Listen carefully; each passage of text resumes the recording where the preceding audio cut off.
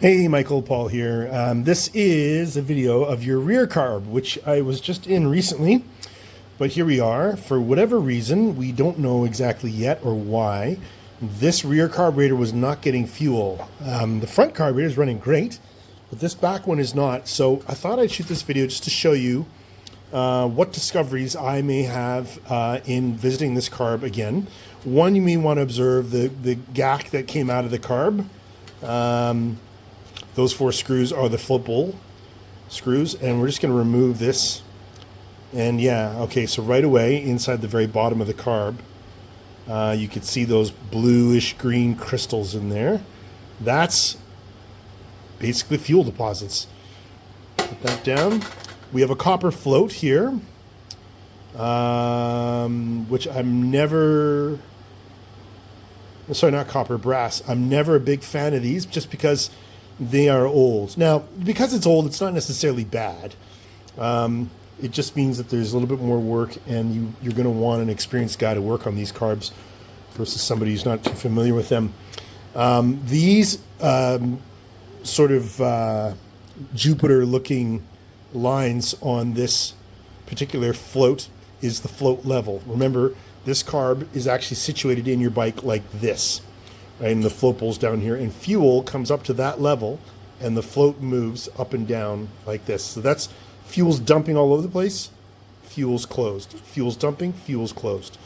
All right, so one of the interesting things that I'm going to note right now, I've got you on video, is this particular float here. Actually, I'll hold this down, and I'll zoom in instead. Yeah, that's better. This particular float has been... Oh, someone's calling me on the phone. I'll be right back. Back from the phone call. Let's get back on this carburetor thing. Let's zoom in here. All right, so you can see the middle of that jet's got some of that green fuel stuck right in the jet. So that's obviously why this carburetor's not getting any fuel. Okay, so we got to do a cleaning, but I do want to draw your attention to this particular float. See how this one's puffy? This one is concave right here on the side. So I think you may have a float that's not floating very well, but anyway, I'm going to go through this carb again. I can't believe, look at that, right smack in the center. Yeah, that's your transfer jet down in there. This is your fuel supply. Yeah. All right. More news soon.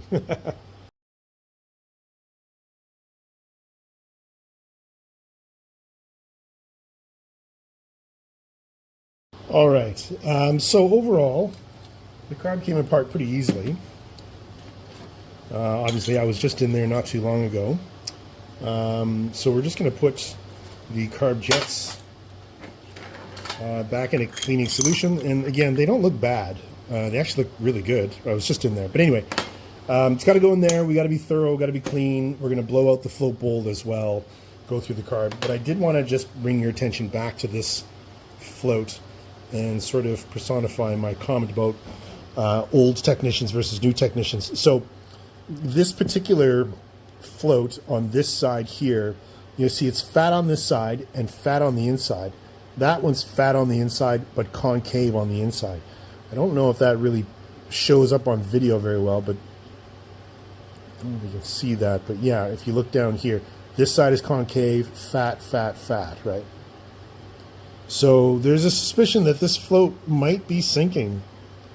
I don't know why, but we're going to float it and see how it does. Otherwise, just going to go through the carb and blow it all the shit, get all this stuff cleaned out, and yeah, I'll get back to you.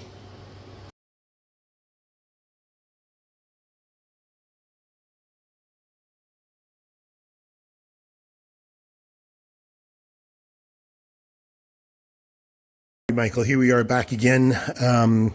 Got the bike finished. You probably noticed that the boxes are off the bike. I'll explain that in just a moment, but I just want to start the bike for you. I have to use this hand. Oh, wait a second. Yeah, I have to use this hand to pull the clutch. Hold on one second here. So turn the key on. Yeah, pull the clutch. Go.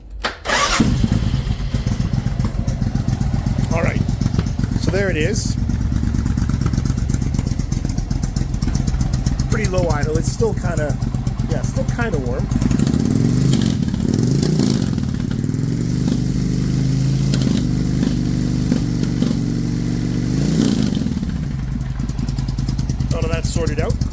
That's much better. Turn that off so I don't die of asphyxiation. Okay, I had to remove the boxes off the back of the bike because the way you had them set up was it's just a piece of aluminum that just went over the top here, and it was literally squishing these wires here.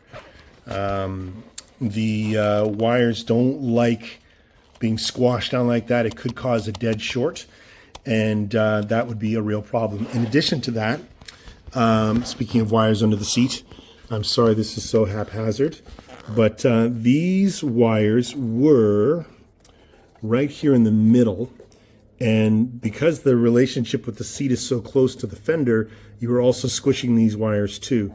So I've pulled them out of the way and run them up the side. The seat, like when the seat is down, you can't tell that they're coming up the side here, unless like you really stick your nose in there. So just don't put your nose in there and you won't notice.